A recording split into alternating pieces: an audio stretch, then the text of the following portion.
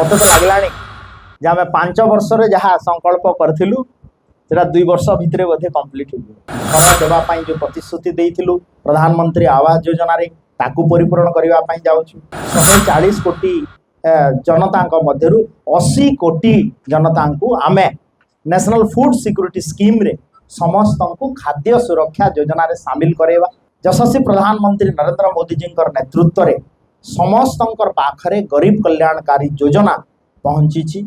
आज आम समस्त को घर देवाई जो प्रतिश्रुति देइथिलु प्रधानमंत्री आवास योजना रे ताकू परिपूरण करने जाऊँ। दीन दयाल उपाध्याय इलेक्ट्रिफिकेशन प्रोग्राम रे आम समस्त घरे बिजुली पहुँचेबा। नल कल जल प्रोग्राम रे आम समस्त पाखरे पीवा स्वच्छ पीवा पानी पहुँचेबा। ता सहित सबुठ बड़ कथा है जे गरीब कल्याण योजना रे पाखापाखि भारत वर्षर 140 कोटी जनता मध्यरु 80 कोटी जनता को आमे नेशनल फूड सिक्योरिटी स्कीम रे समस्त को खाद्य सुरक्षा योजना रे शामिल करेवा। क्लीन टेक्नोलॉजी क्लीन गैस माध्यम रे समस्त को आमे उजाला गैस जोगैवा एवं स्वच्छ भारत स्कीम रे आमे समस्त घर को पायखाना पहुँचेबा ता सहित पानी पहुँचेबा रोड रास्ता पहुँचेबा।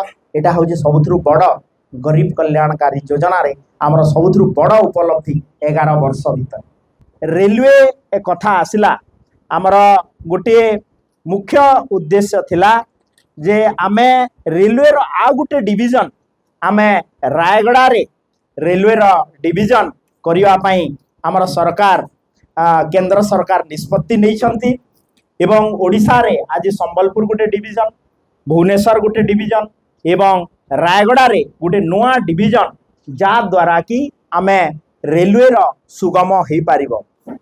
आज कृषक एवं कृषि कल्याण क्षेत्र रे प्रधानमंत्री पीएम किसान योजना माध्यम रे आज समस्त को खाता को जो आमर यशस्वी प्रधानमंत्री नरेंद्र मोदी जी नेतृत्व रे जाउछि तार आमर सहायता जाउछि। ता सहित मु धन्यवाद देवी ओडिशा सरकारंकर जो कृषि कल्याण नीति रे आमे पीएम किसान एवं सीएम किसान को आज आमे मिसई देइछु एवं वर्ष को 5टा किस्ती रे 10,000 टंका लेखा सबु चाषी पाखक जाइछि। केंद्र रे यशस्वी प्रधानमंत्री नरेंद्र मोदी जी एवं राज्य रे जो लोकप्रिय मुख्यमंत्री मोहन चरण माझी नेतृत्व रे आमे जो जो प्रमिजेस आमे 21टा संकल्प पत्र रे 21टा कथा कही।